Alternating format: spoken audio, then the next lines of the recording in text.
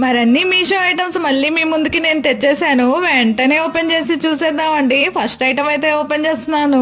ఈ బాక్స్ లో అయితే నేను గార్లిక్ క్రషర్ అయితే బుక్ చేశానండి. ఇది పూర్తిగా స్టెయిన్లెస్ స్టీల్ అన్నమాట.